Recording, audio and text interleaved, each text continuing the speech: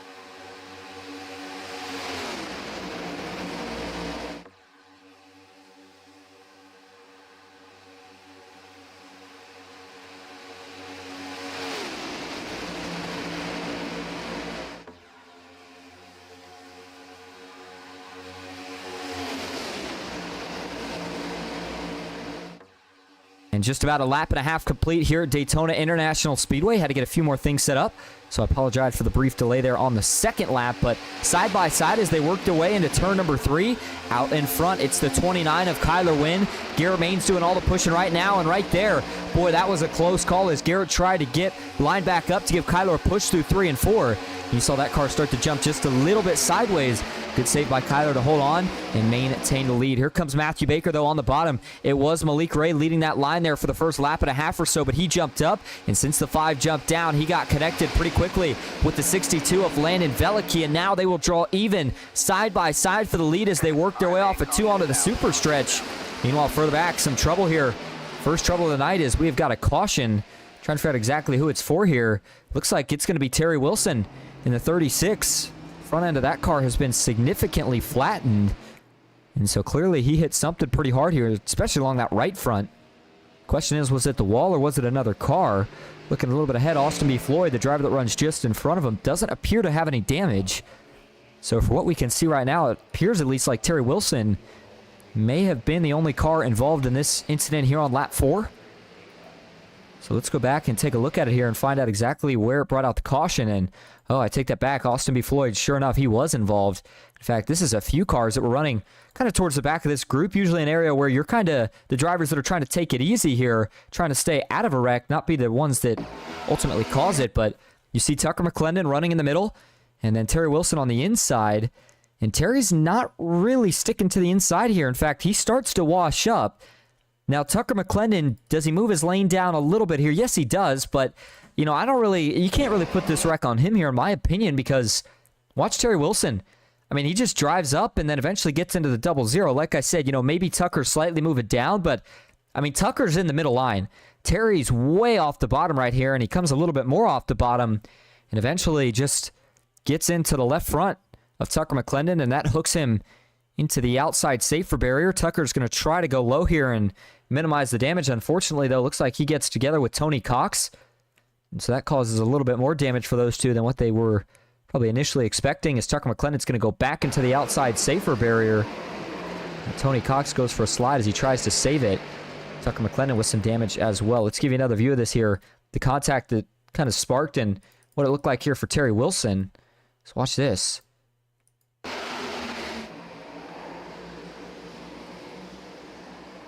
That's a pretty big hit for Austin B. Floyd. Now, I will say these next gens, they take these hits a little bit better than some of the other series. So as long as you hit the car pretty square, you're going to be able to get it repaired. And don't forget that they do indeed have a fast repair here tonight, so that kind of helps as well. But, yeah, I mean, for Tucker McClendon right there, just kind of the innocent bystander right in the middle. Not sure what happened to Terry, but as he slid up, got into the 0-0, and the rest is history. Watch this. As Tucker McClendon, boom, there's that second hit into the outside wall, as Wilson and Austin B. Floyd eventually slide to just about a stop, and as Floyd drives low and goes around, Terry Wilson able to get that car pointed back in the right direction, get back rolling, and he will have to, of course, go for some repairs. So we'll give you one more angle of this here. This is from the Digger 1 cam. And man, that's a big shot in the right front there, that second hit for Tucker McClendon. Be interesting to see if he broke any suspension pieces with that. As you see Terry Wilson currently sitting in the pits right now, working on that car, getting 4 tires and getting some damage fixed as well. Meanwhile, back at the front of the field, current leader is Joshua McCullough, Ken McCullough Jr. in second. That puts McCullough Motorsports 1-2, and then you've got John Ward in third with Andrew McGonigal in fourth. And by the way, pretty much every driver I just named is up at least 10-plus positions from where they started this race. And so what does that mean? That means that we had some strategy play out there during that caution. Maybe some drivers that decided to stay out, some that went in and took 4 versus others that maybe only took 2. And so that strategy is interesting. Now, I'm trying to do the math here on how that would have worked out for different drivers. You figure 5 of 60 laps complete, and in terms of fuel mileage, we know it's 50%. In these cars, that could probably get you somewhere to around 20 to 22 laps. So still going to be a 2-stopper. You can't make it on 1, no matter how much fuel you save. But maybe they were hoping that by doing that strategy, it helps them in the back end because now they're good for an overtime. I'm just not sure either way. Good strategy call here for some of the McCullough Motorsports crew, as it has now got them out in front. They're going to see if they can hold on to this lead here and try to get some laps led. By the way, tires on these next gens, they are important. This is one of the cars that you can really start to notice tire wear even at a track like Daytona, which most people, when they think of a super speedway, they don't think about tire wear being an issue. But it certainly is here tonight. As, by the way, for anybody just tuning in, we appreciate you being here. Matt Mettler was supposed to be joining me in the booth here tonight, but did have some issues with storms that moved through.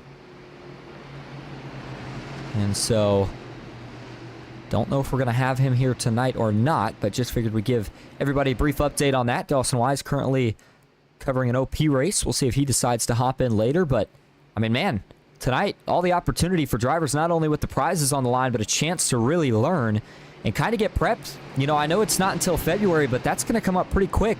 We saw how big of an event the PGR SummerSlam 499 was. Can't wait to see what we have later on with the PGR 500.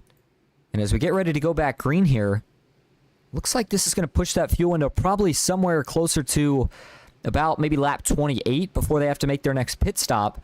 And again, that's still not going to be enough to make it all the way, but if we get a few more cautions, maybe that starts to change the strategy a little bit more, if you will.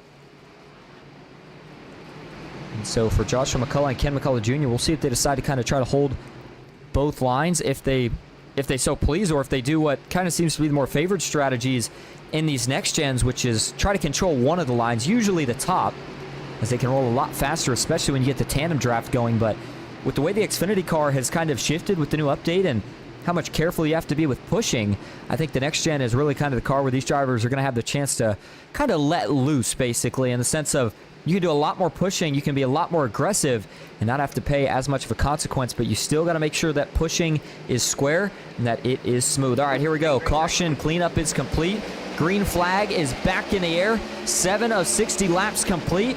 And it's a good restart for the inside, the 05 of Joshua McCullough. He will quickly get clear, and he is going to jump up in front of his teammate, Ken McCullough Jr., and as they race off towards turn number 1, here comes John Ward on the inside. Meanwhile, they have already gotten 3 lanes developed. We'll see how long this lasts. Cody Nagels trying to push Andrew McGonigal, trying to get him back up to speed. And, man, I'll tell you what, that 94 car almost got loose and out of shape right there. It's a heck of a save by Andrew McGonigal. Now they're 4 wide, though. Nagels is fighting for room. How long is this going to work? Nagels still fighting for room. The 22's got to come up. He's still trying to hold on to it here. Do they all save it? It looks like they do, as now they're going to get back to 3x3. Wow, boy, was that a big moment. You cannot make 4 wide work here, and that is exactly why Nagels was beating and banging the car just below him onto the apron, because he knew he needed that room before they got to the turn. Otherwise, it was going to be pure chaos. But a nice job right there by the 22 to save that car, get back up. Oh, now they're trouble out back. Wrecking big time, as this is going to bring the caution out. We've got multiple cars involved. Brian Hennings is going to tag the outside wall. Further back, there's still cars sliding in. Looks like the 4 of Brock Westmoreland, he's in it. Looks like John S., he had nowhere to go in the 4 car. The 72 of Tony Cox is going to go around. Jeff Merck, he's trying to get it back rolling. And that's not all here. Larry McDonald in the 80. He came to just about a halt. That car's got some damage on the right front, but I believe it was Brian Hennings here who may have took the blunt of the impact.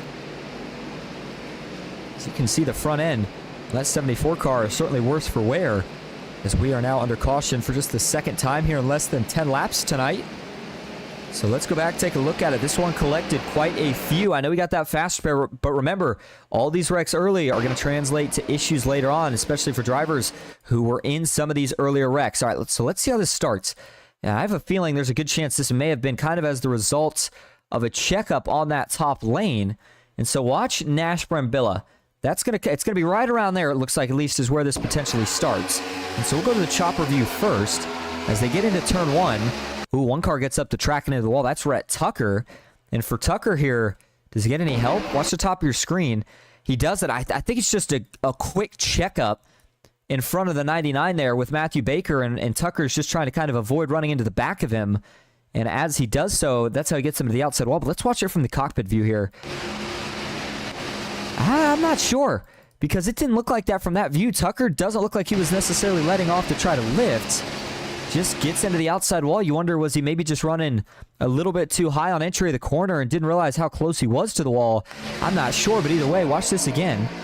As they work into the corner here, there goes Rhett Tucker. He gets into the wall. Nash Brambilla trying to follow him, and he has to check up just a little bit. Hennings checks up as well, but now that gets to 74 a little bit down the track. He gets hit by Brock Westmoreland. Next thing you know, they get 4 wide. The 23 is going to get turned off the nose of the 74. And then kind of 2 different wrecks form here. As you see Kyler Wynn in the 29, Nash Brambilla in the 23. They both go for a spin. And then out back was where we had kind of the second part of the incident with Brock Westmoreland and company all trying to hang on to those race cars. As they slide back up here, left a lot of drivers with just nowhere to go. Larry McDonald piled in. Looks like further back, can't tell if that was Dylan Jones or, yeah, that is indeed Dylan Jones. Looks like he got some damage. Jeff Merck, he got back rolling. Tony Cox had to go high to avoid this mess as well. And so let's watch this, kind of this first wreck, if you will, the one that involved Kyler Wynn and a few others, as this one looked like it may have actually been the brunt of the impacts here. And watch as the 29 gets turned, tries to save it, gets hit by Andrew McGonigal, and then, oh man, that's a big hit for McGonigal. All 4 tires off the ground right there. And that destroys Andrew's race car, so he is going to have to use a fast spare. And then just for good measure, he gets tagged there at the end as everybody was trying to get it back together and get back rolling and just trying to kind of miss the end of the wreck. Watch this again from the zoomed-in view for Andrew McGonigal. Almost misses the brunt of this, but then right there, gets clipped.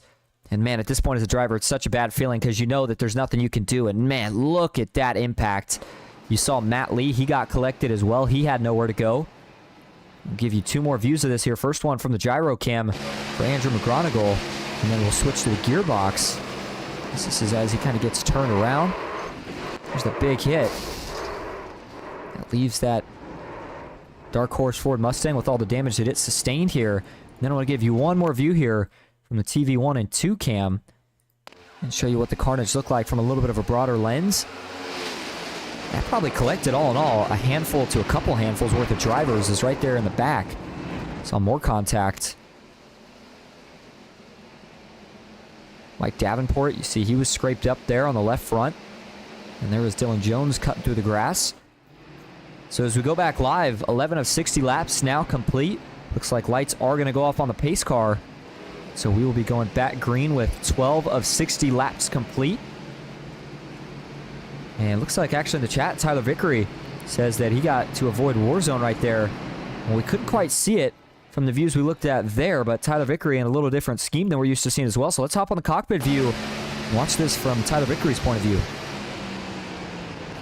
So he sees it in front, gets on the brake, stays on the outside, and yeah, boy, he's right about that. He missed a whole lot of carnage by just sitting back, letting him wreck, and sometimes that's the way to do it. So nicely done there by Tyler Vickery to miss that wreck. He'll get grouped back up with the leaders, and he'll be ready to get back going here once we take the green flag. By the way, if you're just tuning in, you have not missed much. Couple cautions here in the first 10 laps or so, but we are now officially getting ready to go back green. So if you're just tuning in, you picked a good time to do so, as again, you're watching the PGR 500 preview here for the PGR eSports Intimidator Superspeedway Series here tonight. As we take a look at some of our onboard views here tonight, we'll get things kicked off here with Trevor Osmanoff for the Jack Shack. Looking a little bit calm right now. I think he's ready to get things kind of back to racing. Trevor right now sits back in that 10th position. He's got some work to do, but he is a 3-time winner here in the PGR Intimidator Superspeedway Series. We'll see if he can make it 4 here tonight, if he can find a way to get the job done. One of his teammates and one of the newer additions to the Jack Shack, Jared Haynes, the driver out of Huntsville, currently sits back in 25th. And so again, another driver who, while currently is kind of in a net loss, he's down 4 positions from where he started this race at. He's got some work to do, but still plenty of time to do it here with just 11 of 60 laps complete. All right, here we go. The iRacing.com pace car going to make the left turn down to the pits as we will work our way back into the Geico restart zone. Green flag is back in the air. 12 of 60 laps now complete here at Daytona. And it's a good restart for the 12 of Garrett Maines. Watch for his Toyota Camry to quickly jump up to the top of the racetrack as they work off into turn number 1. And he's not made that move yet. He's going to wait for the run to really start to develop from the 05 of Joshua McCullough. Here comes Matthew Baker, though, the 45 of Michael Guest. He now starts to get the bottom rolling as well. Wow, Carrot with a big block up top. Joshua McCullough says, I don't think so. He's going to drop low. He'll get some help. Oh, they're going to wreck. Oh, they get together. Caution is out, and this is the big one, part 2. Just a couple laps later, and we have got another mess here on the backstretch. Tony Cox will come to a stop. Malik Ray is going to try to roll around it, as there's Matt Lee, Joshua McCullough. It all started between the 05 and the 12. Garrett Maines and Joshua McCullough, those were the first 2 cars that it looked like made contact. And I didn't see quite as many big hits in that one, but I certainly saw a lot of race cars running into each other. Let's go back and look at it here. Certainly was kind of interesting the way that that panned out based off of the events that had just taken place before it. And that's why we're going to go ahead and look at replay before we make any, I don't even want to say speculations, just before we make any opinions, if you will, on what exactly went wrong here. Let's watch it from the chopper view first. So we mentioned that this all is going to start with Joshua McCullough and Garrett Maines and the moves that these two make coming off of turn number 2. And so Garrett's going to go high. It's kind of the idea. That's what you do in these next gens here. And let's see, as he goes high here, he's now in the high lane, and I don't know, Josh just felt like he wasn't high enough, you know, or what the deal was here, but Josh is going to get a run, and when he gets a run and he gets to Garrett, he hits him. The problem is he doesn't hit him center. Hits him offset right. That gets Garrett's car out of shape. Now the 05 kind of tries to split again, and then right there, I wonder if Josh just thought he was clear. Clearly he wasn't. But watch the 05 right here. You see Garrett Maines, where he currently runs. He's not really moving. He maybe dips down just a little bit there for a side draft, but Garrett's still in his lane. But watch Joshua McCullough here. I think Josh thinks he's clear back up. Boy, it's really, really hard to tell. That was certainly two guys that were racing each other hard nonetheless. But watch. So here's what I'm trying to look at. Watch the 05. Look where his car is at right here. That seam is kind of right in the middle of the logo there on the front hood. Now watch where he is when they make contact. Right there, and maybe just a little bit before, right there. Now he's almost at the point where his left side tires are on that seam. And like I said, Garrett, I do think was maybe just slightly moving down to try to grab a side draft, but I don't think he was guessing that the 05 was going to maybe move up just a little bit. And either way, it's a tough break as they run each other out of real estate. They make contact, and then, I mean, just look at all the cars here. It's like rush hour traffic, and everybody just starts plowing through each other to try to get through it all. I see some suspension damage for a few drivers as Garrett Maines tries to get by. That's the 71 right there of Zach Doust. Boy, he got a lot of damage. In fact, look at that right front. As there you see Malik Ray, Matt Lee, and a few others all trying to get by this one. Watch again from TV1 here. Landon Velicky, he got two tires up in the air as he did kind of a ramp move there. Trevor Ozanoff, he goes to the grass. And there was Tony Cox sliding in.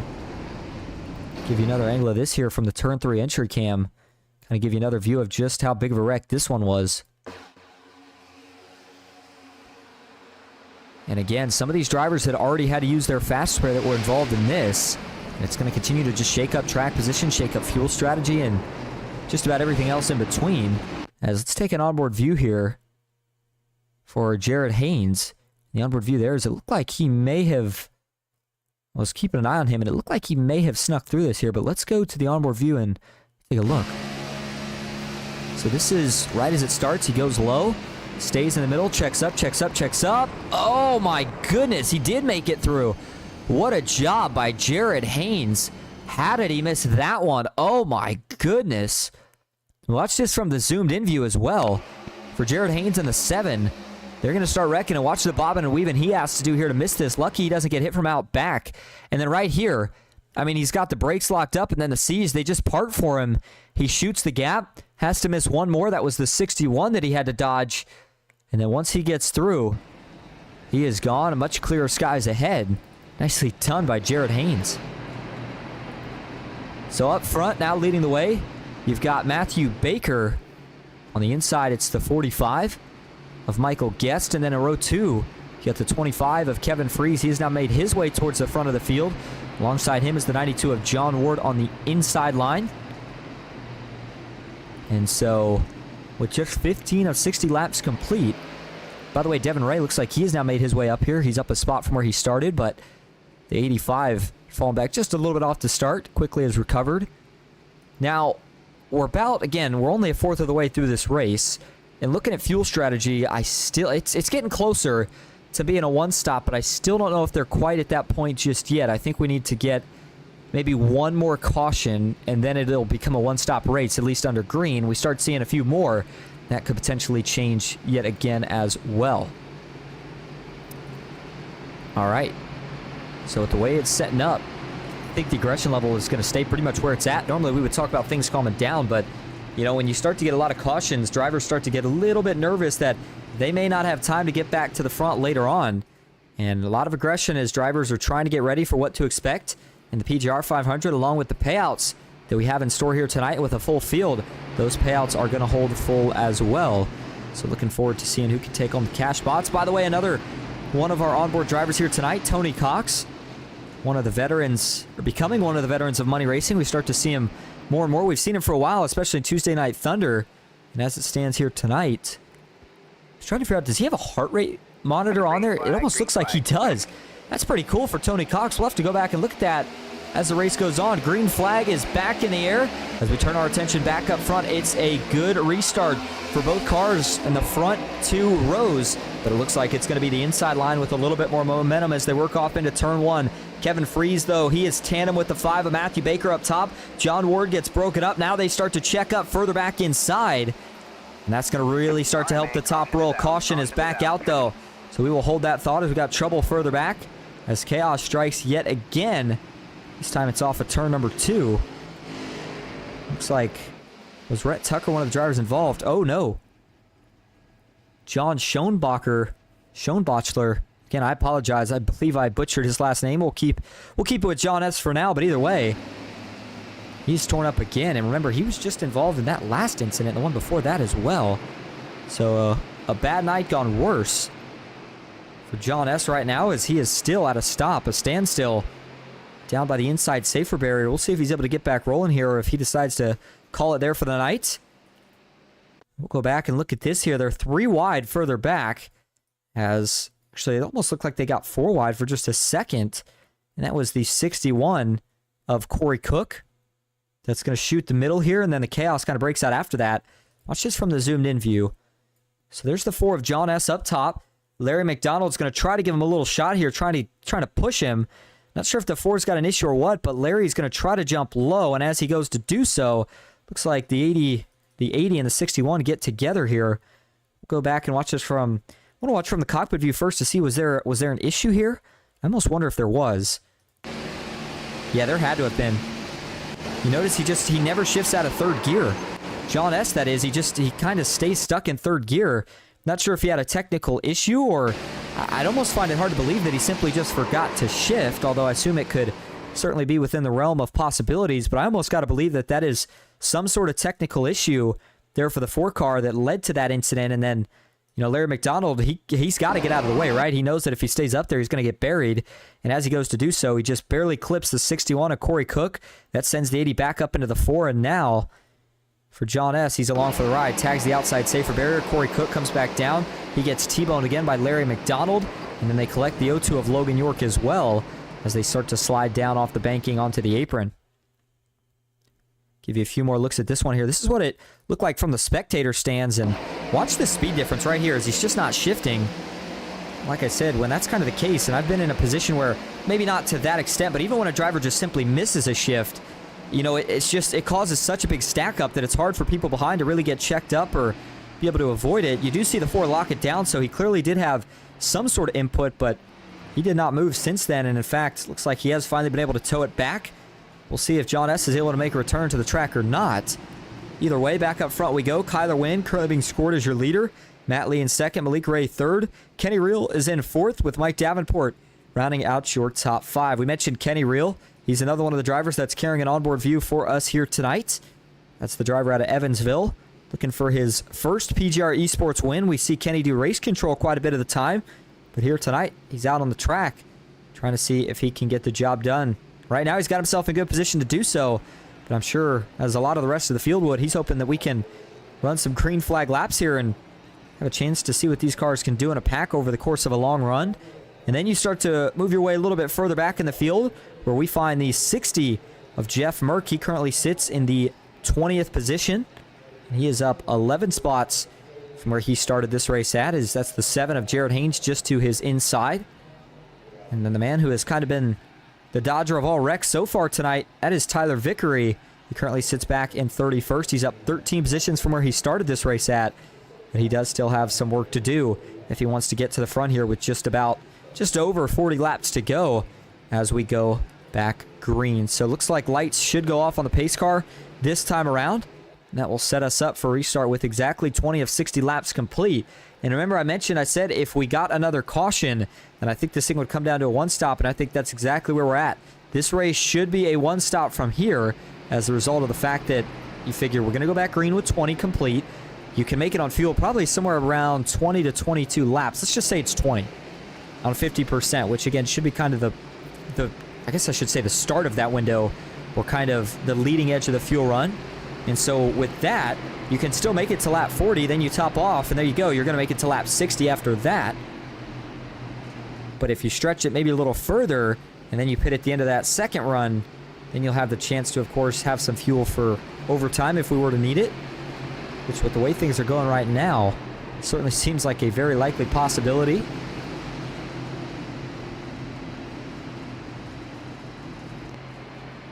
Looking out the gearbox view here for Dylan Jones is the calm before the storm, as all 49, I say 49, we've had a couple drivers that have had to retire from this race already, including John Mullahan, Dylan Del Maestro. John S. so far as of now has retired, so that leaves 46 cars still on track, and of those 46, was trying to kind of find out just how many are currently a lap down. Looks like Terry Wilson, Trevor Osenoff, and Andrew McGronigal are the 3 cars, 43rd through 46th, that are not currently on the lead lap and are probably going to need a few more cautions to go ahead and get that fixed. But it looks like Wilson and Osenoff are the only 2 a lap down, so those 2 will be fighting for that lucky dog spot. And the other one potentially going to look for the wave around depending on when we get this caution. And as we get ready to go back green, actually we'll go ahead and save the payouts for a little bit later as kind of the pay window starts to open, if you will. But I do want to remind everyone that PGR eSports will head over to the Asphalt Outlaws Racing Xfinity Series tomorrow night for some action at Chicagoland Speedway. Make sure you tune into that as we get ready to go back green. All right, here we go. Pace car going to make the left turn, and we will see if we can now end the caution fest and try to get some green flag laps under the belt. Green flag is back in the air. We are back underway at the World Center of Racing, and it's a good restart this time for the 2 teammates on the inside. Look at this. Kyler Wynn will get clear, and he's going to drag Malik Ray with him as they both move up. Matt Lee tried to jump to the outside. He wasn't quite able to do it. And now the question for the 04 is, does he stay up top, or does he think about trying to drop low? So far, so good, as everybody's still trying to get back up to speed. They remain 2 by 2, but the inside is fading, and it is fading fast. Notice the 56 of Bonwell. He got stuck on the inside, fading back after, couldn't tell who that was, a little bit further back. They jumped out of line. I'm trying to figure out exactly who that was, but that cost the inside quite a bit of momentum there as they've kind of had to form a middle, if you will, and they're still fading back. Man, is that Jimmy Emos? Yes, it is. Jimmy Emos getting way out of the way in the 82 as he finally jumps back up, but it's a tough break for Emos. Is going to lose all that track position that he had kind of worked to get up to this point. Back up front, though, that inside line has quickly resurged its way back to the front. Back even out the 29 of Kyler Wynn, and the big, kind of the name of the game here for that outside to stay where they are is side draft in the corners and go back high down the straights. This is the onboard view here with Malik Ray, and look at all the pushing that he gives to Kyler Wynn as they work their way down the super stretch. And these 2, we already know what the chemistry is like in pretty much any other series, but here in the next gens, where pushing is so much more aggressive and so much more important than some of the other series, that chemistry helps out a whole lot more. Matt Lee still on the inside. He's working really, really well right now with the 92 of John Ward. The question now then is going to become which lane gives out first. Could be because of temps, could be just a big run by the opposite lane, but right now they stay 2 by 2 as, trouble further back. Looks like, do they hold on to it? I think they did. That was right around Tyler Vickery in the 27. Boy, that was a close call, as I thought it might have been Logan York here. Somebody got jostled down into this 27 here. Watch this from the zoomed in view as we go back to off of turn 4 as we approach our way into the tri-oval. Watch this. So they're 3 wide, and then actually I don't think it was Logan York here. It looks like it's going to be a different car. Is it Michael Guest? The 45? Yes, it is. And right there, that was the close call. It actually started with the 3 of Chase Mastretta as he got a little bit out of shape here as he caught the back bumper of Ethan Eckert. And then as he tags the back of the 12, the 3 turns down into the 45, and that turns Michael Guest down almost into Tyler Vickery. Boy, that was as close as you can get. In fact, I think there was a little bit of net code, but luckily for Vickery, he was able to drive out of it. And so there was no wreck as a result. Here comes Garrett Maines and Ethan Eckert trying to make something happen and trying to work their way up through the middle of the racetrack now. A lot more cars starting to jump to the middle. Everybody is jumping on the bandwagon now as they got to be careful, though. 3 wide, some drivers looking like they're not sure. Hesitation is what usually leads to accidents. Nightmare Esports right now running in the middle. See Landon Velicki, one of the new additions to that team. Meanwhile, further back, the 3 is fading fast. That's Chase Mastretta. Up top, don't look now, but the 38 starting to make his way back to the front. That's Gordon Spain. After he was up here earlier, got kind of half involved in a few accidents, if you will, but car is cleaned up, and he is good to go. How about out in front, though? The 04 of Matt Lee currently leading the charge here. Has 46 cars. Oh, trouble. Caution is out. Further back. And again, another incident here that we were not able to capture, as this happened way further back. Looks like it was the 09 of Andrew McGronigal, and then Terry Wilson as well in the 36. So we'll see if Terry decides to tow. Looks like he is going to get back rolling, so he may not have to worry about it. So now the question becomes, let's see how this one starts. Looks like it's going to potentially start here with... Wow. Boy, this started way back. Let's go to the cockpit view first here for Andrew McGronigal. Watch this. He gets a push. I think he's going to get another push right there. And then he gets turned. He gets turned. He gets down on the apron. But then right here is where it's surprising here. He's trying to slow up, but just can't do it. By the time they get to turn 1, as he runs back up the track, makes that second contact with Joshua McCullough. And then just trying to save it from here, but eventually he does spin it all the way around.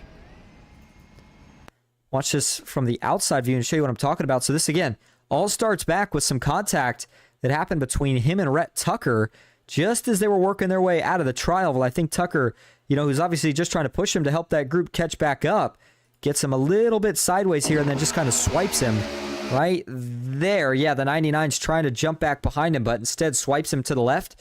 That sends McGronigal down, and he's going to try to save it here. But, oh, man, that's what really hurt him right there.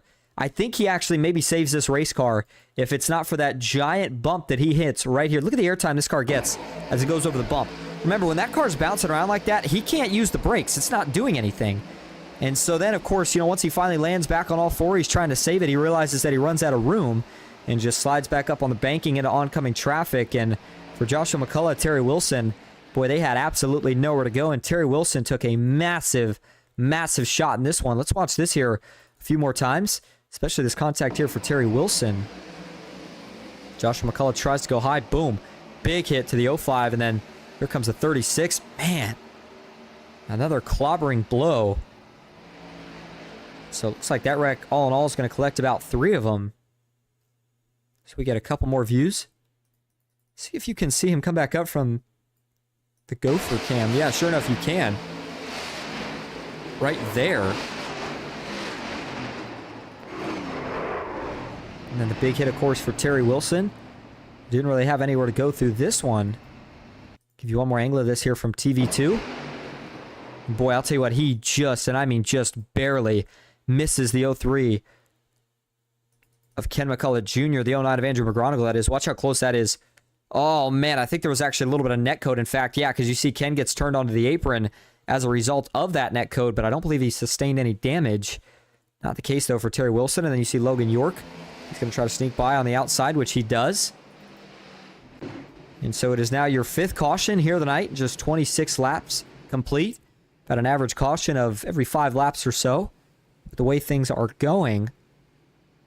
And so Jeff Merck currently being scored as your leader. You've got Matthew Baker in 2nd, Corey Cook 3rd, John Ward in 4th, and Malik Ray rounding out your top 5. Kevin Free sits back in 6th, Matt Lee 7th, Kyler Wynn in 8th, Kenny Reel in 9th, and Devin Ray rounding out your top 10. Light still on the pace car. We expect him to go off this next time, so we're going to take a quick break, and we will be back for the restart. Stick with us here at Daytona.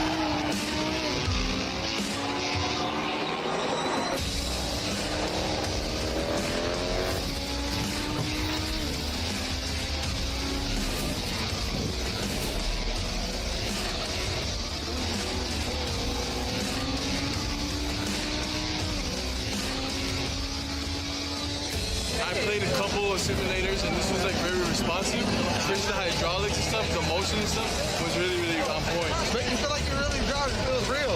It adds so much to the experience. It's just really, really cool. It was pretty awesome.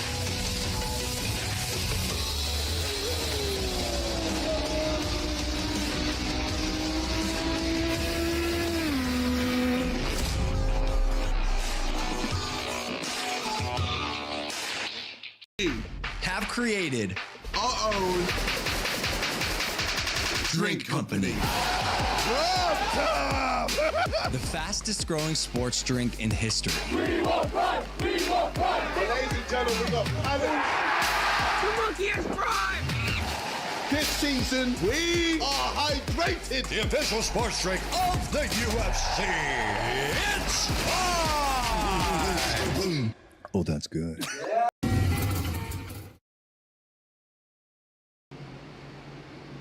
Welcome back to Daytona International Speedway, also known as the World Center of Racing, and tonight's host for the PGR preview to the PGR 500, an event that we're looking forward to both up here in the booth, and I'm sure drivers on track are excited about as well. And signups, I don't believe, have officially been released yet, but info continues to come out, and you know that those signups will be put out probably at least a couple months before, if I had to guess, so we'll keep you updated on that. As for now, here we go. Pace car is going to make the left turn. Back into the restart zone we go. Green flag is back in the air. This time it's a big jump from the 60 of Jeff Merck.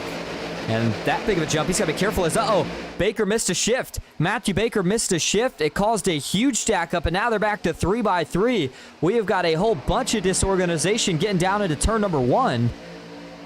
And I said Baker missed a shift. I assume that's what it was, unless he got some kind of shove that sent him sideways, but all this, and man, look at the inside just fading as the outside is rolling.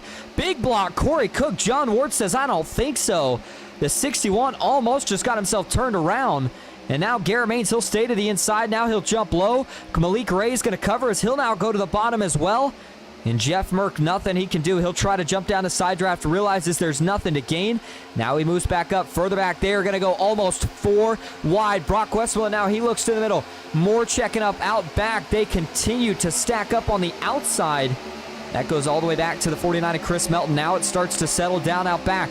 Meanwhile, up front, the 2 up top, it's 2 of the Coke Series drivers. Malik Ray, Garrett Maines, they lead that high line. And it's Matthew Baker and Kevin Freeze leading the inside. Looks like now everybody has started to calm down. They're all starting to get back in a rhythm. And by the way, with that last caution and when we went back green, it continues to solidify this race as being a 1 stop. At least in terms of a green flag cycle, should only be a 1 pit stop. And that should take them to right around lap 50 if they want to go that far. Maybe a little bit less, maybe a little bit more, depending on how much you save. And here we go. We're going to get right back to almost 3x3 as, boy, they split out Corey Cook right there in the 61. As I was trying to figure out exactly who that was. I believe that might have been Freddie Bosnez in the 60 that made that move. Yes, indeed, it was. He's now crawling his way to the front. He's up 19 positions from where he started this race at. That's a really, really good-looking number 60 Monster Energy. Almost kind of reminds me of a Hoonigan paint scheme.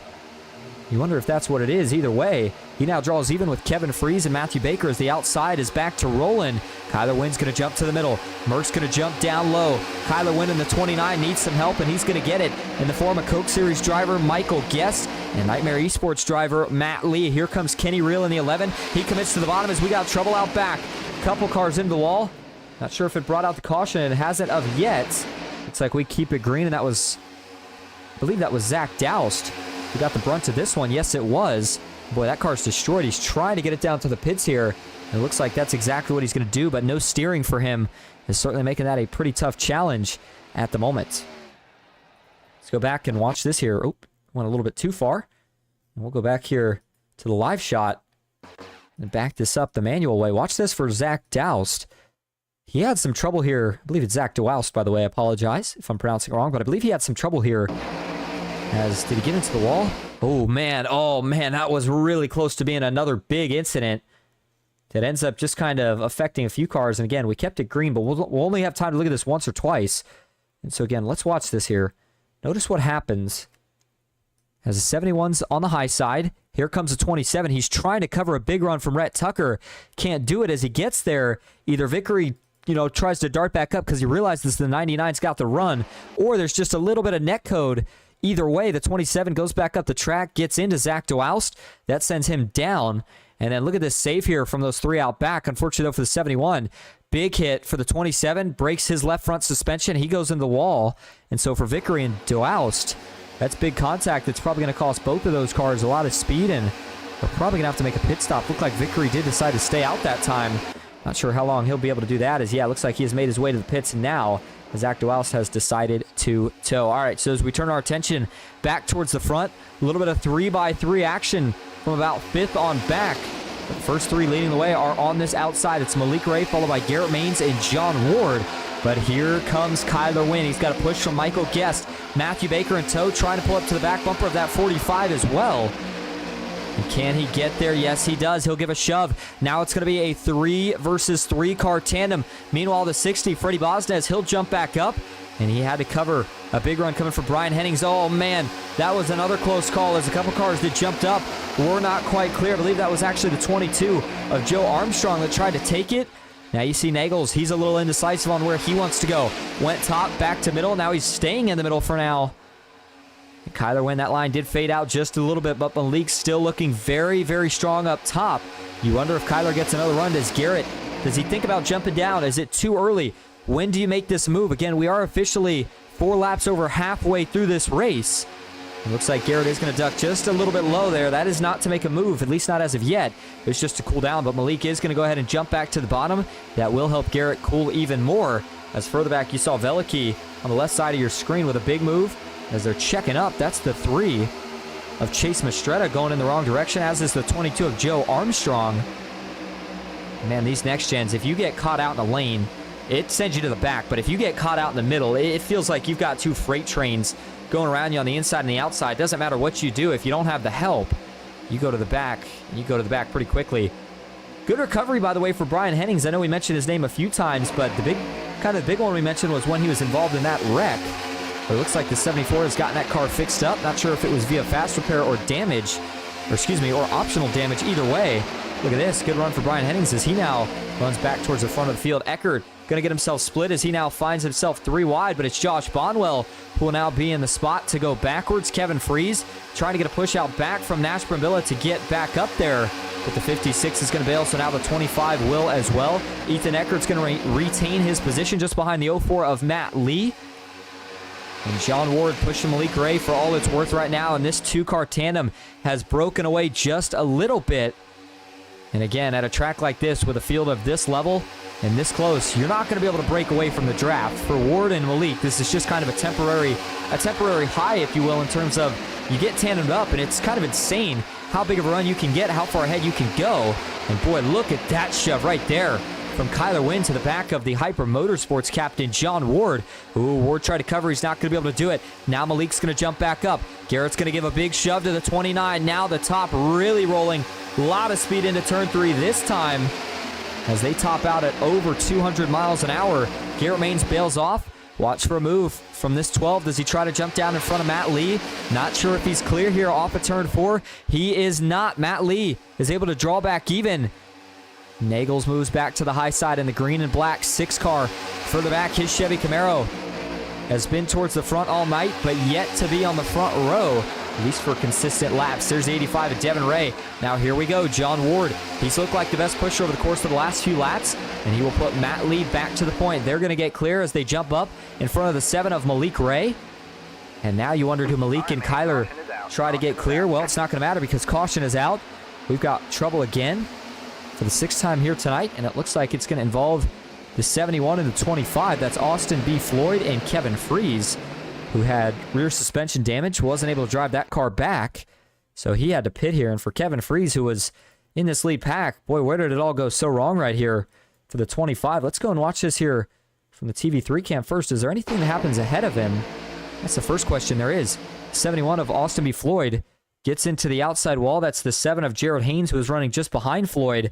Gets into him, and as Floyd's trying to hang on to it, he just gets down the racetrack into Freeze.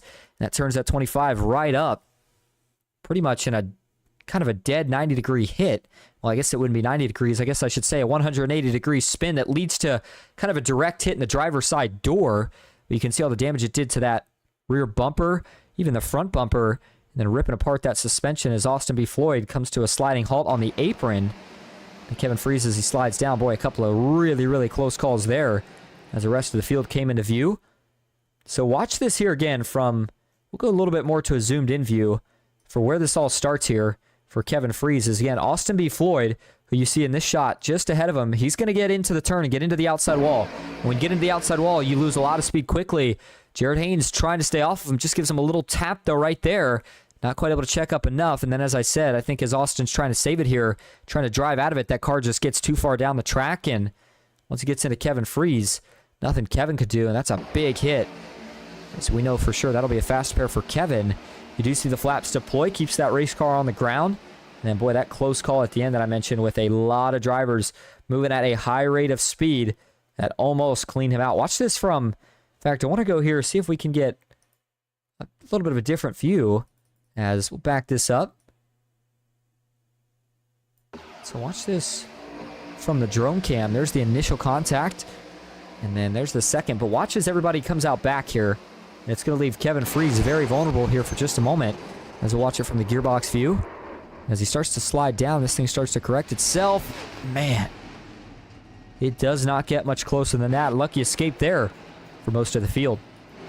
Well, with just 22 laps to go, no surprise to see all these pit stops because we are now in that fuel window to make it to the end without having to pit again under green.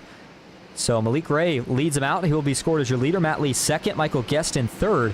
And it's Kyler Wynn back and forth with John Ward in fifth. Garrett Main sixth, Josh Bonwell in seventh. Freddie Bosnez eighth, Brian Hennings in ninth, and Ethan Eckert currently rounding out your top 10. Looks like we'll see a restart with somewhere around 20 laps to go. So as we get ready for it, going to take another quick break, but we'll go side by side so you don't miss a thing. And we'll be right back at Daytona.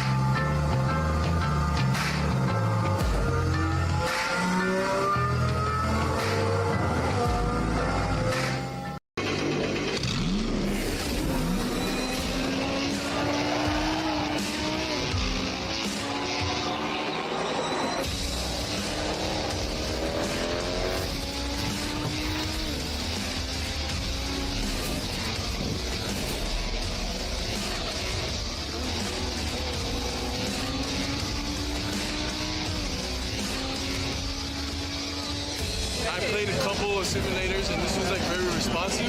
Especially the hydraulics and stuff, the motion and stuff was really, really on point. Make you feel like you're really driving. It feels real.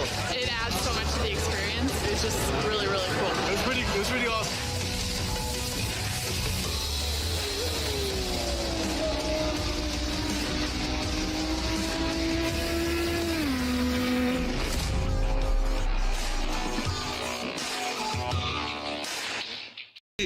Have created Our own drink company.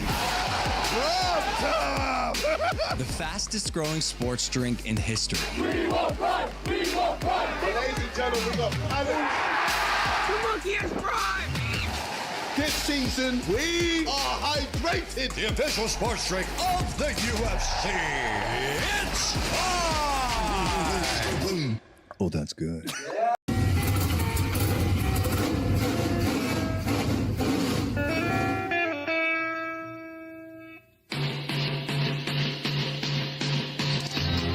Green flag is in the air. We are racing.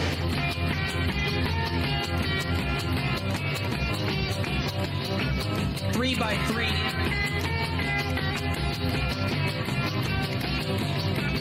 Almost no trouble. Around goes Alex Hill. On into the outside wall goes Hill. They're wrecking big time out back. We're not going to throw a caution.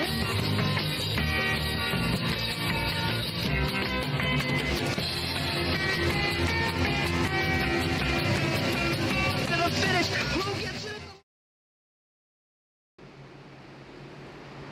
Welcome back to Daytona International Speedway. As you look on the onboard view right there with Trevor Oswanoth, who currently finds himself all the way back in the 37th position. He's got a lot of work to do, but the Jack Shack has found a way to get it done before. We'll see if he can make it happen here tonight as the pace car will pull off. It'll be 20 laps to go as we are left with just a third to go in this race. Green flag back in the air. It's a good restart for the inside. Matt Lee, a little bit of a struggle there to get back on the power as they hit the restart zone, and he does not have any help either. This is not good news for the outside line. Good news, though, is the inside a little bit broken up in the third row, and that allows the 04 lead to side draft Malik back. Now he does get a push from not just Kyler Wynn, but Garrett Maines as well. And the 3-car tandem up top. Let's see if it's enough to get clear of this inside. And then the question becomes, do any of them jump down or do they all stay up? Malik was hoping to get clear up off the push from Michael Guest. It will not happen. The 7 has to stay on the bottom. The 04 now leads the charge up top. Garrett will jump low for a little bit of air into turn 3. Kyler Wynn still doing all the pushing. And now Malik Ray, he'll get clear. Michael Guest does as well. And as they both move up, this will now put John Ward, one of the drivers who's been kind of the top pusher here tonight, I would say. I mean, he has got a lot of guys to the front now, finds himself leading the charge on the inside. And again, reminder, if you just joined here kind of after we were coming back from break, there are no more green flag pit stops expected for the rest of this race. Everybody should be good to go on fuel, at least to the end of regulation from what we know. Now, if we get to overtime, that's where things might get a little bit dicey. But man, look at the pushes getting just more and more aggressive as each lap goes by. You've got Devin Ray hung out in the middle in the 85, and he's going to go towards the back, but it looks like now he'll get picked up by the 49 of Chris Melton, and they're going to have to jump in line somewhere here. Do they get down on the inside? Looks like Melton won't, but Devin Ray sure does.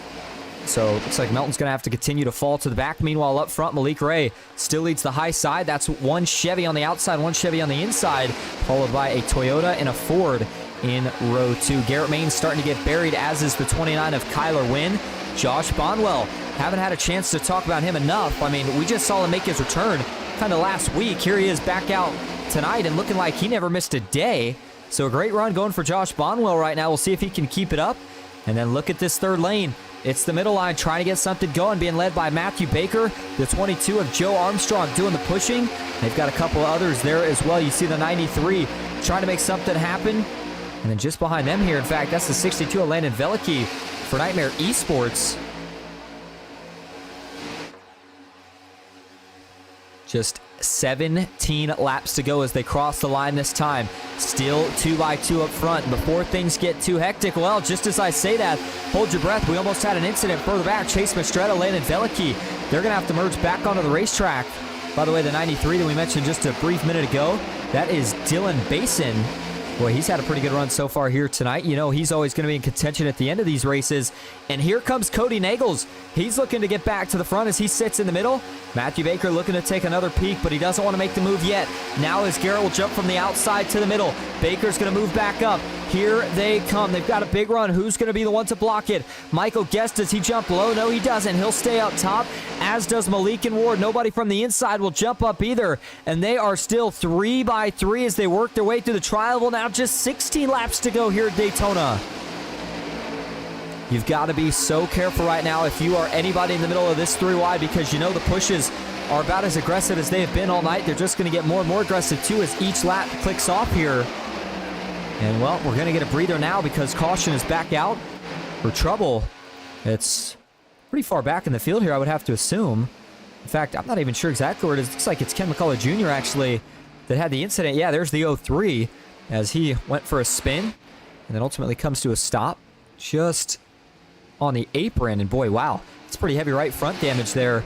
And even right side damage in general for Ken McCullough Jr. In fact, you see the right front toe link is, the right front toe link is broken. So he will have to most likely use his fast pair, assuming he's still got one. And so let's see here. This is as they were going off into turn number 1. He's already on the apron from this view. So we'll back it up a little more and see what gets him to that spot. So Ken McCullough Jr. he was riding here. Let's see. Let's watch this from the cockpit view. Or before we do that, let's watch this whole play out from the chopper view. So as they get off the throttle here, oh, it's a checkup. There's a big checkup in front, the 72 of Tony Cox and the 05 of Joshua McCullough. And so Ken has to jump low, get on the apron just to miss that there and not cause the wreck. The problem is, once he gets on the apron here, he needs to find a way to get back up. That's James Waring on his outside. James tries to check up and move up to let Ken up. The problem is, Tucker's not expecting that big checkup, and so as the 13 slides up, Tucker runs into him. That sends the 13 down right as Ken starts to work his way back up. They get together, and that's what's going to turn Ken ultimately into the outside wall right here. Boy, that's another big hit. We've seen some pretty big impacts here tonight, especially with drivers getting turned into the outside wall. Watch this from the cockpit view of Ken McCullough Jr. It's just nothing he could do. You know, you can't even minimize the damage either. He wasn't going to be able to drive at it, but it's just an unfortunate situation because both of those drivers realistically did a good job of trying to avoid a wreck that ended up kind of causing one in of itself, but Ken McCullough Jr. had to duck low to miss running into somebody, and the 13 of James Waring had to move high to try to let Ken back up, and unfortunately in this circumstance, things just did not quite work out the way a lot of them probably had it planned. Actually, I want to back that up one more time and get a little bit of a slow motion shot. Watch this hit again. Talked about for Ken McCullough Jr. Almost gets on its side before he backs it into the outside safer barrier as well. Takes a couple more shots before he's going to finally slide back down the banking. All right, and so as we go back live, 7th caution of the night. So now give us a restart with closer to 10 laps to go, as Matt Lee being scored as your leader up front. And in fact, we may have saw some pit stops here. Wonder if that's what it was or if there was anything else here. Let's see. I believe we did have pit stops. Yeah, we did. And so I'll tell you what I think this is. And you see Kyler win. Wow, Kyler with the late commitment decides to stay out.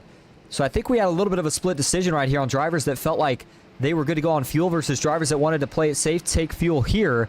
That way they're guaranteed to be good, not just for regulation, but potentially for an overtime or two if we were to have them. So that's certainly an interesting strategy split that may not be important now, but it could very well be important if this race starts to go into a few green-white checkers, so make sure that you keep that in mind.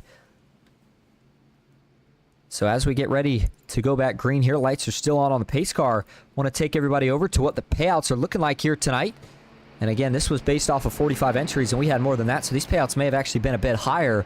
But $225 to first, and again, this was based off a $20 entry, $24 if you waited till today to enter. But it was $225 to first, $180 to second, $150 to third, $125 to fourth, $100 to fifth, and $60 to sixth. Can't forget about that big thing that says it right there, kind of on the left side. I mean, you notice the logo in the middle, but then on the left side, race winner also gets a free entry into the PGR 500. So if you can get yourself locked in now, I mean, boy, that takes the stress off. You don't have to worry about keeping tabs on it, and you know that even when the event itself comes up, you're already playing with house money pretty much right out of the gate. And so certainly a good award there, and I'm sure there'll be a couple more of these given away as things start to get closer. But you notice the logo there for the PGR 500. That is the official logo for this year's event. And so make sure you start spreading that around. I think it's a pretty cool looking logo too. Drivers actually had the chance to vote on different logos, which one they liked the best. And that one won by a pretty wide margin, if you will. A lot of drivers really, really liked that one. I just want to go through the driver cams one more time here tonight. This is Trevor Osbornoff, who we talked about last time we checked, was back in the late 30s, and now he is up in the early 20s, if you will. So good forward progress there for Trevor Osbornoff in that 89 machine for the Jack Shack. And then we go to his teammate, Jared Haynes. Those two are going to be looking to see if they can find a way to get together, try to make some progress back towards the front of the field. But as it stands right now, at least for Jared Haynes, he's got more work to do because he sits back in 33rd at the moment, alongside Tucker McClendon in the 00. And just a few spots behind him is Tony Cox in the 72, as he tries to get himself back lined up and ready for this restart. And then Kenny Reel, who's been surprisingly, well, I shouldn't say surprisingly, I was going to say surprisingly for the fact of, you know, he hasn't been in any wrecks here tonight, which I guess for any driver is kind of a surprising night. It feels like at Daytona. But I was going to say, surprisingly enough for Kenny Reel, he's actually picked up 16 spots from where he started this race at. And so he currently sits in the 9th spot, and he is up 16 positions again from where he started this race at. Jeff Merck in the 60, involved in a couple incidents earlier here tonight. Certainly not the way that he wanted this race to go, at least not in the early going. But Jeff Merck continues to fight, and as it stands, he finds himself in the 11th position as we get ready to go back green. All right, back up front. Lights are off. Pace car makes the left turn. I would say potentially for the final time, but I don't think we're done seeing it just yet. All right, here we go. Back into the restart zone. Green flag is back in the air. Here we go. 12 laps to go. And already the 04 Matt Lee quick to jump to the top of the racetrack. He knows which line is going to be preferable, and he wanted to get up there before the run was too big for him to cover. And as they work through turn 1 and 2 for Matt Lee here, he is going to be watching that little left side mirror, trying to see if the inside starts to get a run back. A lot of drivers, though, are currently bailing to the top. They feel like that bottom is just not really organized, doesn't have any momentum right now. And for Josh Bonwell, he is saying, what in the heck? Where is all the help? They're 2x2, but that inside just continues to fade. Now here comes the 92 of John Ward. He'll look to the middle of Devin Ray. And now Malik Ray, Michael Guest are going to try to follow the 92. This is going to be interesting here. Keep an eye on who decides to try to block this middle or go with it. Now we got one off. A couple close calls. John Ward is slicing and dicing. Josh Bonwell was the car that went off the racetrack. He's able to save it. No, oh, they're going to wreck just behind him. That's Landon Veliky, who goes around in the tribal. He'll collect a couple more. Oh, big hit on the inside wall for the 38 of Gordon Spain. I was trying to figure out who the other one was. I believe was it... No, it wasn't Rhett Tucker. I believe it was Brock Westmoreland. And we are now under the 8th caution of the night. Now we'll get a restart with under 10 laps to go. Let's go back and look at it here. Everybody's pushing and shoving, trying to get to the front. Cautions breed cautions, and here we go. Let's see how this one starts. It looks like it's going to start with them going 4 wide here as they work their way into the tri-oval. Now, we saw Josh Bonwell go off, and in fact, I am curious as to what kind of got that car off the track. I think it's just going to be a little bit of a push gone wrong here. Let's see. Yeah, that's the 61 Corey Cook getting up to him to try to push him and just kind of hits him. Looked pretty center, but hits him right as that car's coming off the corner, and it doesn't take much. That's right where the car's kind of unloading, and it sends that 56 down the racetrack. He saves it, and then right there, that was a good job by Bonwell to make sure he didn't come all the way back up, and lucky enough for Bonwell, he just barely stays ahead of that second wreck that forms up. Very close call, but an avoided one there for Josh Bonwell. And this is that incident that actually does bring out the caution here and collects a few drivers. As watches, they're going to get 4 wide here, and you wonder kind of what's it as a result of. So they're 3 wide in this case. There's the 38 of Gordon Spain. He's on the inside here, the 3 wide, and just he kind of stays in a spot where he kind of makes it almost vulnerable to go 4 wide from out back, but instead it's the checkup from up front. As you see, the 82 of Jimmy Emos, he's got to check up to not run into the car coming up. And as he does so, the 38, Gordon Spain, goes high. That puts him 4 wide and just not enough room. He's going to run into Veliky here as he jumps up. And as he gets into Veliky right there, it's going to turn this 62 down the track. He spins out, gets collected by the, or I guess I should say collects the 4 and the 25. And then this here, that's a big hit for the 38 and the 7 as they wedge into that inside safer barrier. Certainly made that damage a lot worse than it was, or than it could have been. And for Veliky here, he may have got away, all things considered, not too bad, assuming he didn't get the suspension broke from that last hit to the front. I think it was the front right of the race car. But for the 38, different scenario. He's got a lot of damage to get fixed. Got to hope he's got a fast repair here, as we'll get a couple more looks at this one.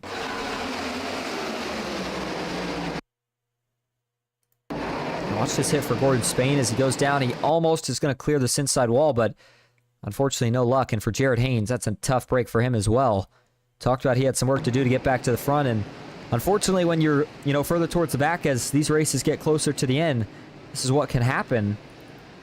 And we'll give a couple more angles of this one here. Watch it from the starter cam. He had a pretty good view of this. You see Veliky goes spinning. The other angle I wanted to look at here was from the pit lane in terms of how this initially starts. So there's Veliky once he already went around. Larry McDonald, some slight contact. We saw Freeze get pinched into the outside wall. And there's James Waring making some contact out back with it looks like Austin Floyd, as they also tried to miss this one. And there's Veliky in the 62. As he continues to go for a spin before eventually getting it straightened back out. He gets rolling again. So as we go back live here, did see a couple post-caution incidents here. Not sure what exactly happened here. This is what has me curious. Watch this for Rhett Tucker. This is while we were under caution. Does he have an issue here, or does he just come to a stop? I believe he's just going to come to a stop. Or at least a very slow roll, if nothing else. And yep, that's exactly what the 99 does. So not sure if it's an issue or what the deal is, but that's a tough break for Rhett Tucker if he had to retire this close to the finish. All right, back up front we go, and you can notice one thing, fuel saving. A lot of drivers having to do it. That means they do not feel that comfortable in terms of their fuel mileage. I don't know about how they feel about making it to the end, but I would think for overtimes they're really uncomfortable. But these cautions, at least the ones in regulation, are certainly helping, as it's less green flag laps you got to run, but still laps that get you closer and closer to the finish. So it's Matt Lee currently being scored as your leader. Kyler Wynn is in second. And then it's Freddie Bosnez now up to third highest position he's been in all night. He's up 23 positions from where he started this race at. Cody Nagel's back in fourth. Garrett Maines rounding out your top five. Brian Henning's back in sixth. Dylan Jones in seventh. Then it's Jeff Merck in 8th with Ethan Eckert in 9th, and Kenny Reel rounding out your top 10. All right, so with the lights off, looks like it is going to be a 7-lap sprint to the finish. And if we get another caution at this point, it's going to get us really, really close. Maybe not quite to overtime if we get one in the first lap or two, but after that, it's going to start getting us really close to potentially moving in to that first overtime here of the night. So for these leaders, you wonder, are they hoping that we get another caution? Or are they potentially hoping that it goes green the rest of the way here to maybe ease any fuel worries? By the way, if you're just tuning in or you've been tuning in all night, certainly appreciate you being here. Hope that you are enjoying your Thursday night, Thursday evening, depending on where you live, as we are approaching Friday morning here on the East Coast. You're watching the PGR Intimidator Superspeedway Series at the high banks of Daytona International Speedway with the preview to the PGR 500. Well, again, 8 cautions here tonight, most that we have seen in a couple weeks, and hoping that these guys can keep it clean for a majority of the rest of the way. But these next gens, the racing product in of itself, I mean, I love watching these cars. I think they are just so much fun to race and watch. It feels like you're always doing something. There's not really much riding in line, if you will. But on the contrary to that, can lead to a lot more wrecks, which we have seen here tonight. But drivers, they'll continue to get better, continue to practice. They know that this is the selected car for the PGR 500. That's what we've seen in a lot of the other big events. The ERA Omega Cup Spring Bowl, which of course Cody Nagels won. The the Podium 500, which Kyler Wynn won. And so with all these events and everything that's been on kind of at stake, drivers have had experience in this car, but I think they're just a little bit rusty. Trying to knock off some of that rust here tonight. All right, here we go. 7 laps to go. Green flag is back in the air for Matt Lee and Kyler Wynn. Matt Lee trying to break a drought, see if he can get a win here tonight in PGR. Kyler Wynn, he's seen his teammate Malik Ray on a hot streak. He wants to grab a win for himself as, ooh, boy, that was a close moment there for Dylan Jones and a few others. Big stack up, but it looks like they're all going to be able to gather it up and get it back together. Meanwhile, here comes that third lane, Malik Ray. Michael Guest, they're going to look to the middle. Who's going to jump up the block? Does the 61 of Corey Cook go? No, he doesn't. Malik will now continue his surge to the front. Couple more cars going to try to jump in out back with this middle. Now they're going to go to the inside as they're going to wreck. Wynn goes around. Now it's going to collect a few more. How many will this one involve as he slides back up? Oh, big hit for the 29 of Kyler Wynn. Logan York's in it. Davenport, Michael Guest. The 23 of Nashburn Billa. Kyler Wynn is still trying to straighten this car out. And it'll now put us under our 9th caution of the night. And we will head to probably about a 2 or 3 lap shootout, depending on how quickly the pace car picks these drivers up. And the streak of cautions continues. All right, here we go. Let's watch where this starts. Starts up by Kyler Wynn, who is actually near the lead. This is the first wreck that we've had in a while that's actually been at the front of the field. And let's see, you got Kyler. Well, Kyler's kind of in an odd spot here. He ends up being 3 wide up top, and he's got just no help. Nobody's going with the 29 right here. Oh, yikes. And so it's going to be, watch the 74 of Brian Hennings here. He's going to give a push to Cody Nagels, and then after that is where it looks like everything kind of breaks loose. So watch this. Brian Hennings, he gives a big shot right there to Cody Nagels, and it almost looks like it kind of gets that car sideways. Doesn't it look that way? It's kind of what it seems like for Brian Hennings, is that like almost when he hit Cody, it just kind of made his car jump around a little bit, and as close as they were running, he didn't have to jump around much to get into the 29 of Kyler Wynn. Let's watch it from the cockpit view first before we look any further. Yeah, that's a really, really interesting look. Watch this again.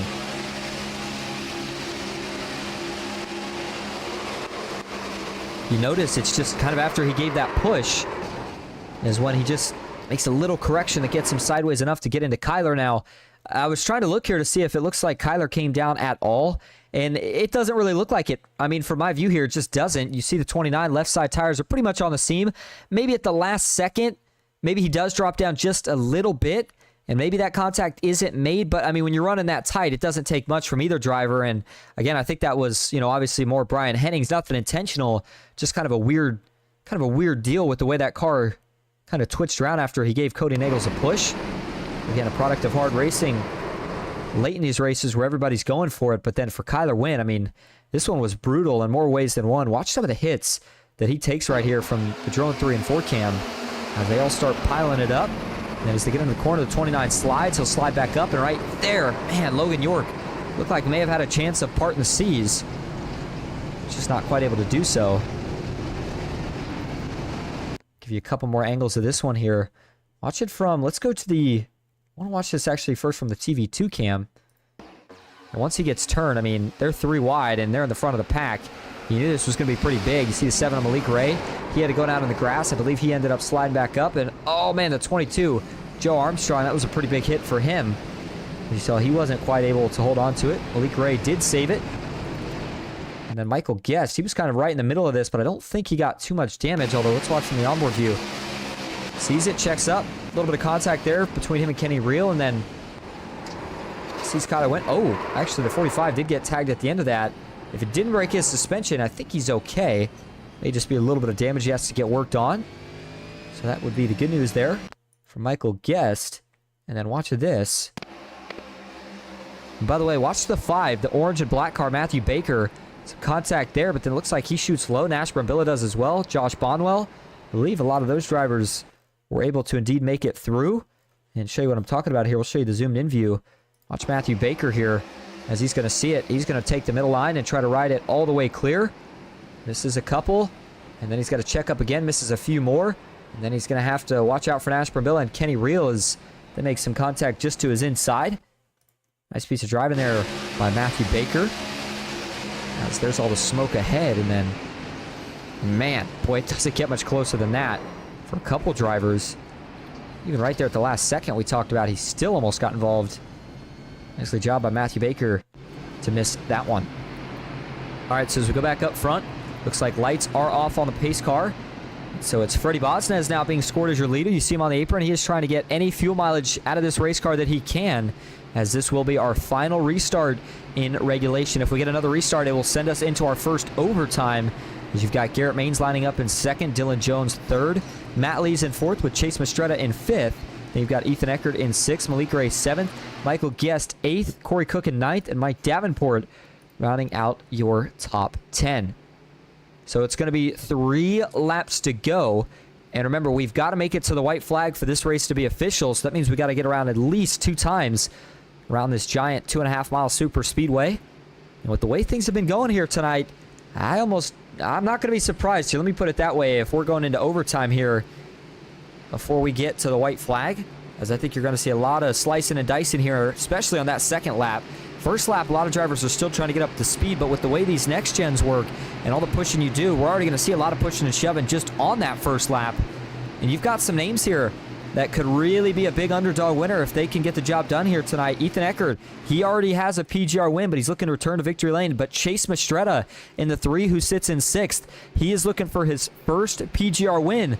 Maybe tonight's his night. How about Mike Davenport, who sits back in 10th? Can he find a way to get the job done?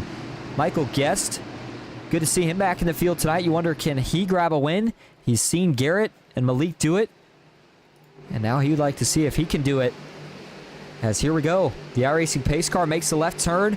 3-lap shootout to decide the winner of the PGR preview to the PGR 500. Green flag is back in the air, and it's a good restart for the 60 of Freddie Bosnez. He'll quickly pull out to a lead as he is immediately going to jump to the top lane. He'll pick up a push from Garrett Maines, and there they go. They're going to wreck out back. Caution is back out before we even get to turn 1.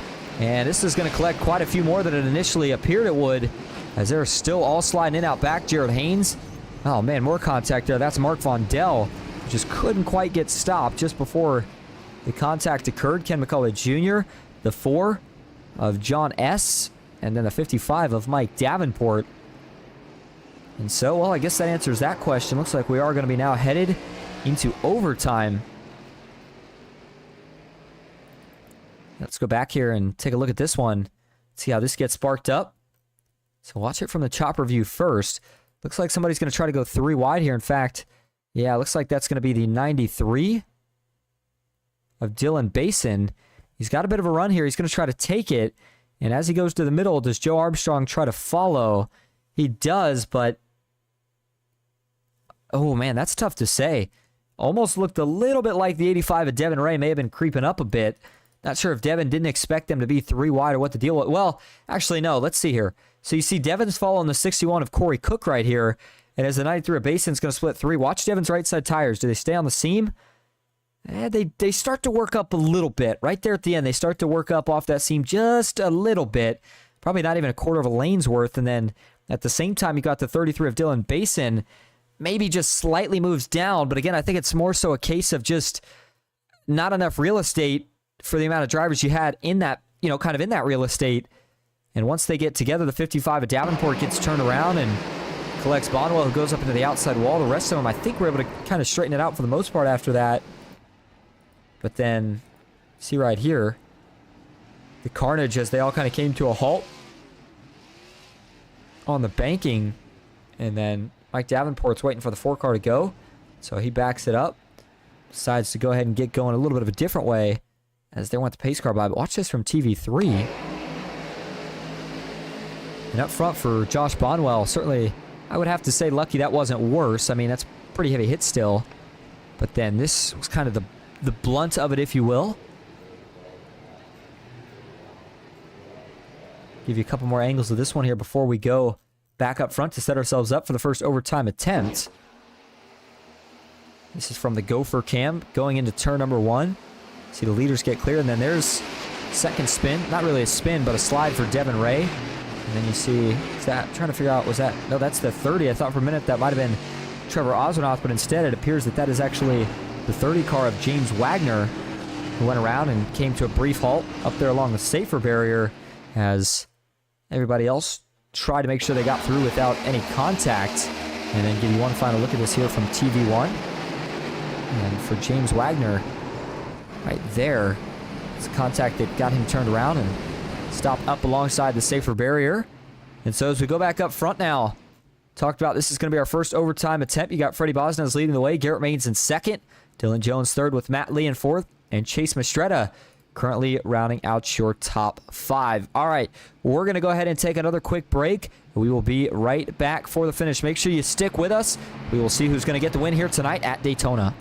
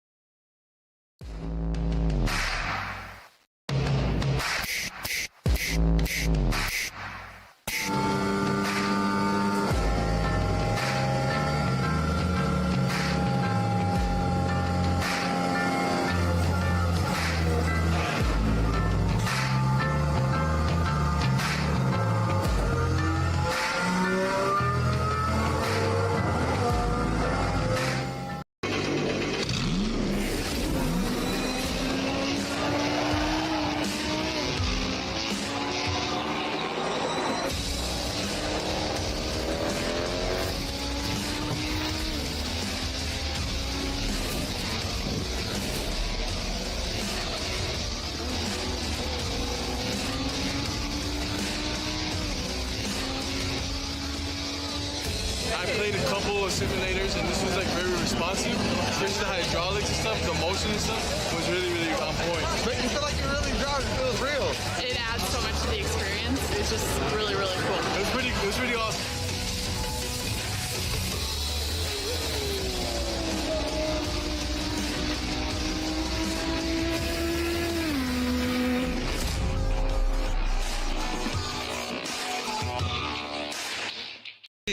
Have created Our own drink company. the fastest growing sports drink in history. We won't run! We won't run! Ladies and gentlemen, we got paddles. The monkey has prime! This season, we are hydrated. The official sports drink of the UFC. It's time! Oh, that's good.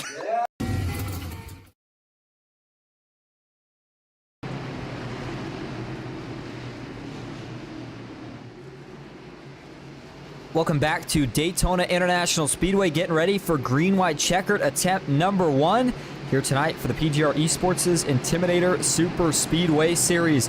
On the front row, it's Garrett Maines alongside Freddie Bosnez. Freddie Bosnez looking for a big underdog win here tonight. It would be his first PGR win. We'll see if he can make it happen. He's going to have to fend off a hungry bunch here for 2 laps, and we have got to make it at least one time around here without a caution to make this race official. Here we go. Back into the restart zone. Green flag is in the air. 2 laps to go at Daytona. And it's a good restart for the outside, and they've got a little bit more organization. Garrett Maines and Dylan Jones, the only 2 cars on the bottom. Don't watch for the 60 here to jump down, but rather watch for the 04 of Matt Lee to maybe think about making a move. He won't have the chance, though, at least not yet.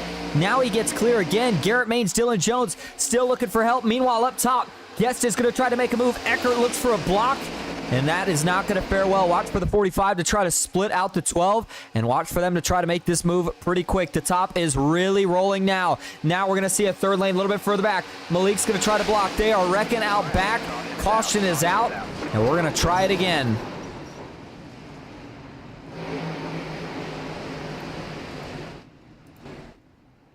And man, oh man, the 72 of Tony Cox is in it.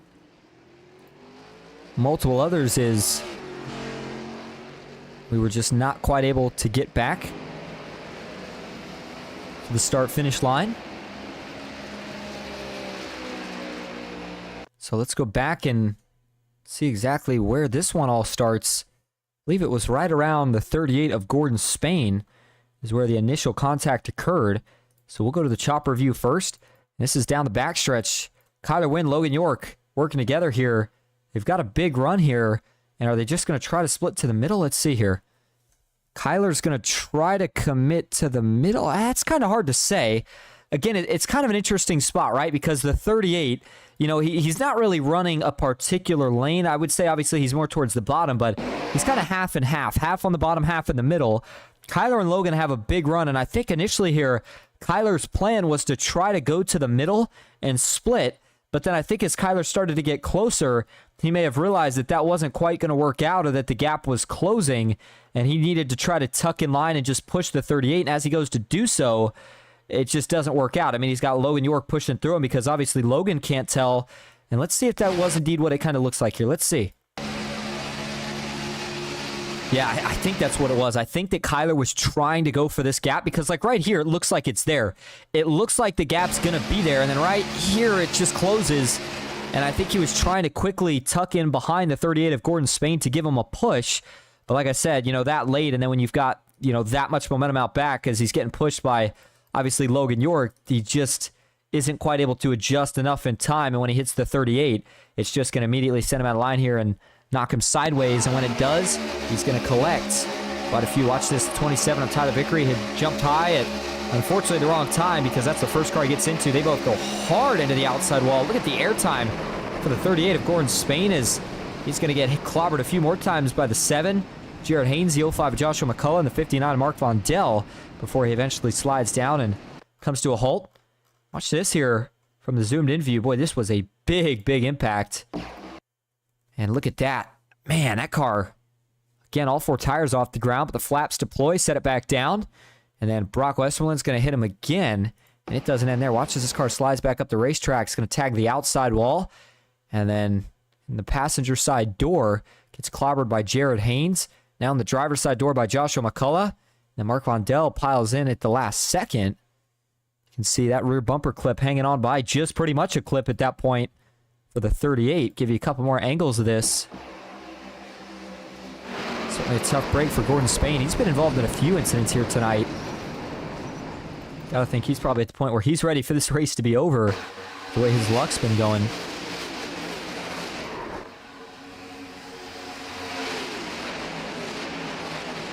All right, give you one more view of this here from the TV2. Man, it's just, can't get over how big of a hit that is for Gordon Spain. My goodness. And even there, but, you know, as a driver, when you commit to a lane, you can't exactly just slam on the brakes and magically miss it every time. Either way, though, looks like we are going to try this for overtime attempt number 2, hoping we can wrap it up. I have got class at 6 in the morning here tomorrow, and I'm trying my best to not be a zombie. It's part of the job, though, sometimes. So as we get ready to go back green, it'll be Freddie Bosnez leading the way, Matt Lee in 2nd, Ethan Eckert in 3rd. And you've got Michael Guest in 4th, Malik Ray in 5th. Garrett Maines back in 6th, Dylan Jones 7th, Dylan Basin in 8th, Joe Armstrong in 9th. And looks like Corey Cook rounding out your top 10. By the way, if you forgot about them earlier, let's go ahead and brief you on what the payouts are looking like, because the pay window is obviously open now. I mean, 2-lap shootout. The only question would be fuel mileage, but besides that, this is what the drivers are working with here tonight. And again, it was a full field, so these payouts are actually going to be potentially a bit higher than what this stated, as we had 49 drivers start the race. This was based off 45. $225 to first, $180 to second, $150 to third, $125 to fourth, $100 to fifth, and $60 to your sixth place finishing driver. And can't forget about the winner also grabbing a free entry into the PGR 500. All right, so halfway down the super stretch, again, getting ready to go back green. Give you one more view here of some of the driver cams. In fact, we'll take a look at all the driver cams that we have here tonight. A few of them have left, I assume due to damage, but there you go. You've got Jeff Merck on the bottom right, Tony Cox on the bottom left, Trevor Osnoth on the top right, Kenny Reel in the middle, and Jared Haynes on the top left. By the way, all three driver cams that you see on that top row, that is all Jack Shack drivers. And then the two drivers on the bottom, Tony Cox is an independent running driver, and then Jeff Merck is one of the drivers for NBG Motorsports. All right, so as we put the driver cams away, it'll most likely be the last time that we look at those here for the night. Because again, if we can't wrap it up in this green-white checker, then they will have one more attempt at it. The rules are the same as they were for the last one. We have got to make it to the white flag for this race to be official. Donaldo Adams, Lisa Winter says, good broadcasting. Thanks for broadcasting, Austin. No problem. Thank you guys for being here. Hope you are having an enjoyable Thursday night. Actually, Friday morning is here we go. Overtime attempt number 2 is underway. Green flag back in the air at Daytona. And it's a good restart for Freddie Bosnez. Does what he needs to do again. And now the question is, how can Ethan Eckert capitalize this time? Matt Lee up top, quickly getting lined up with Michael Guest and Garrett Maines. The 60 of Freddie Bosnez jumped to the top to try to cover. And they are still all trying to get back up to speed. Now Matt Lee's going to jump low. That was a mistake. Lee's going to get split out as they're going 3 wide by on the outside. And now they're all starting to stack up on the bottom. A lot of moves being made. Corey Cook, he drops low. Bosnez is going to get back up to the top to cover. A lot of pushing and shoving down the super stretch. Further back, looks like Cook jumps back high as the 3 of Mastretta goes back low. And they are working their way through 3 and 4. Look at the pushing that Malik Ray is giving to Ethan Eckert, trying to get the 12 out in front as they work their way down the short chute to the tri-oval. Here we come. White flag in the air. 1 lap to go at Daytona. Ethan Eckert trying to capture his second win at PGR. Freddie Bosnez trying to win his first. They are still side by side as they work off into turn 1. And now Bosnez makes a mistake. He gets split as Michael Guest is going to go high. Garrett Maines does the push, and meanwhile down low, Eckert still out in front. Now Eckert's going to look to block high. Malik Ray pushing him for all he is worth. Eckert's going to try to hold on. Watch for Malik to jump low. Final time into turn 3. Can the 7 make one more move on Ethan Eckert? Nothing doing yet. Now the push comes to shove. Wrecking big out back. 1 car up in the air. Final time up 4. Now they're going to wreck for the lead. Eckert's in it. Guest is in it. Who sneaks through to win the race? It is Dylan Jones. Dylan Jones wins at Daytona. He makes it through the carnage. Mr. Where did he come from? Does it again. Dylan Basin finishes in second. And Josh Bonwell brings home a podium. And a lot of drivers, especially at the front, have got to be wondering what in the world just happened there. And I'm not even sure I've got the answer to that for myself. Let's go back and take a look at this finish. I mean, this was wild coming off of turn 4 here as they all piled up. We saw a big incident further back, actually, which I do want to just get one brief look at that for anybody that missed it. And then we'll take a look at this kind of last quarter incident, if you will. But watch for Chase Mastretta and company. I mean, this was a massive, massive wreck. Watch this here as they get into 3. See the contact start. Mastretta gets turned. Big hit. And then it's just everybody that's trying to miss that one, of course. But then up front, man, oh man, this is where things got really, really interesting for a lot of drivers who looked like they were in position to potentially win this race. And instead, it ends up with a big wreck here. All right, let's go back. So Ethan Eckert had already threw a block down the backstretch. It worked out pretty well for him. He was able to hold on. Malik and company were pushing for all it was worth. Michael Guest, they're all lining up for one more run here. You know they're going to dive to the bottom. It's just a matter of time. And there you go. Malik jumps out. He goes to go low, and then Eckert just got loose. And, well, I need to clarify that a little bit. He didn't just get loose. I think him getting loose right there was as a result of a push that he got just before Malik jumped low that started to get that car kind of stepping out of line, and then he just wasn't really ever able to catch back up to it. And then once they start wrecking, I mean, it's on from here.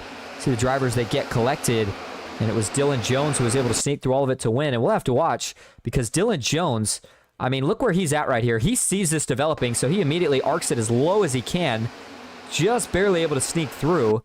And so let's go on board here for Ethan Eckert because I want to show you what I'm talking about. But before we do that, watch this. Let's see if we can go back here to Ethan Eckert again. I'm trying to figure out exactly where he finished after all that contact. All right, so here he is. Watch this push from Malik. And again, they're bumper to bumper about 4 cars deep. So this is just everybody pushing for all it's worth. Right there, I think that's the push. Look at Eckert right there. Look at his wheel. He's trying to catch it right there. And that's when it just kind of steps out more and more on him the whole time he's trying to play catch up. And that's what I think kind of leads to this incident there. And it's unfortunate because it's really nothing anybody did wrong here. I mean, you can get mad at Eckert for throwing a block on the backstretch, but he made it work. And he didn't throw a block here. He's running the high line, and it's a push that gets him a little offset, and then as he tries to correct it, just gets behind on the steering and wrecks on from there. As for Jones, though, watch this. This is the view he had as he works his way through this. He sees it kind of forming up, and so he's going to jump low, sees it happening, gets below Malik, and then Dylan Basin. Boy, if this was Talladega, Basin may have had a shot to jump out, potentially win the race. But instead, he has to settle for second. Wow. I'll tell you what, I didn't realize how close that actually was at the line there. As Dylan actually, when he dropped below the double yellow, got pretty darn close to getting around the 0-11 here of Jones. Back that up for you again. Right there.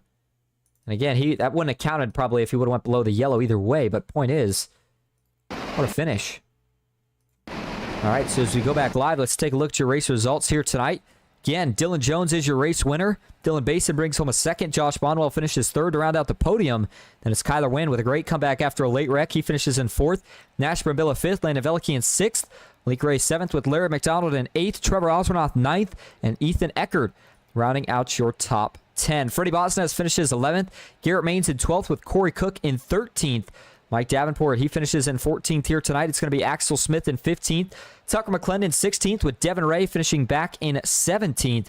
Then you've got Matt Lee in 18th, Jared Haynes in 19th, Mark Vondell rounding out your top 20. Gordon Spain finishes 21st, Logan York 22nd, Joshua McCullough in 23rd with Ken McCullough Jr. 24th, Tony Cox 25th, Brian Henningsen 26th, Jeff Merck 27th, Brock Westmoreland in 28th, Matthew Baker 29th, and Jimmy Emos rounding out your top 30. Kenny Real finishes 31st, Michael Guest in 32nd, Joe Armstrong in 33rd, Chase Mastretta 34th, John Ward finishes 35th, Chris Melton 36th. Then you've got James Wagner finishing in 37th, Kevin Freese 38th, Kevin Freese 38th, James Waring 39th, and John S. rounding out the top 40. Tyler Vickery finishes 41st, Cody Nagels in 42nd, Rhett Tucker 43rd, Austin B. Floyd 44th, Zach Dowaus 45th, Terry Wilson 46th, Andrew McGronigal in 47th with John Mollahan in 48th, and Dylan Del Maestro finishes in 49th. All right, we're going to go see if we can get your top 3 in here for interviews. Stick with us. We'll be right back at the World Center of Racing.